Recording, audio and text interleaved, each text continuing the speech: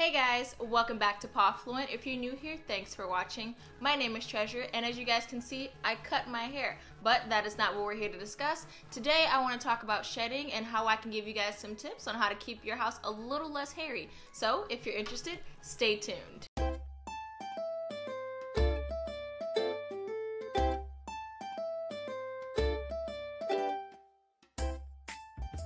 When you think of spring, you think of sunshine, flowers, and the start of warm weather.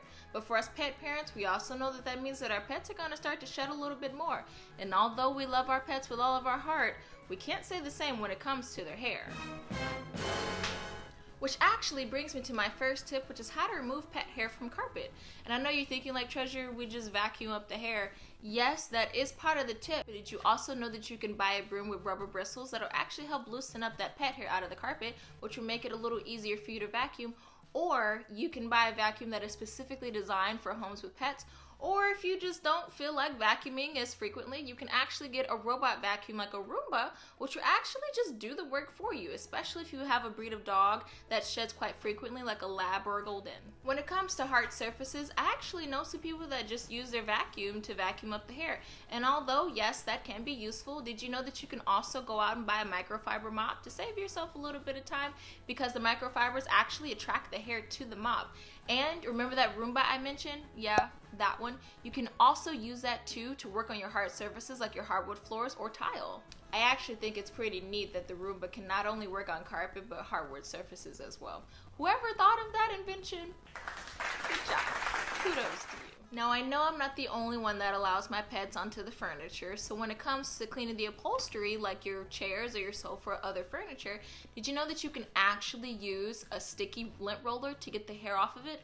Or two, you can actually use a damp bristle brush or a damp sponge to just kind of work that hair right off of the furniture. And it actually works. Like, who would have thought of this, right? But it's actually useful. Let's say you have somewhere to go, right? And you look really, really nice, but you have pet hair on it. Did you know that you can actually stick your clothes in the dryer for about 10 minutes with a dryer ball or a dryer sheet, and it'll actually get the hair right off? Or if you don't have time to do that, that sticky lint roller that I mentioned can also come in handy to get the hair off of your clothing. The last tip that I have is actually meant for the little beings responsible for all of this hair shedding. Did you know that they specifically designed a tool to help de-shed your pet? It's called a furminator. Furminators come in different sizes and levels depending on your breed of dog and the type of coat that they have.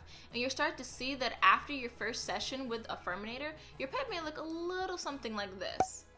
And that's okay. The more you use the furminator, it'll actually help with the amount of shedding that they produce around the house. The good thing about a furminator is that it can actually be used for both dogs and cats. Now, if you do have a pet that doesn't necessarily like to be brushed, there is something called a grooming glove, which pretty much is just a brush on a glove, and you slip it on your hand and you just brush your pet as if you're just petting them.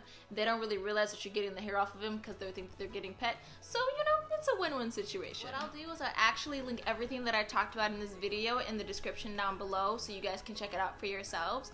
But that's all the tips that I have for today. I really hope that you guys enjoyed these tips. If you did, please give this video a thumbs up, share it, and subscribe, and I'll see you guys next week.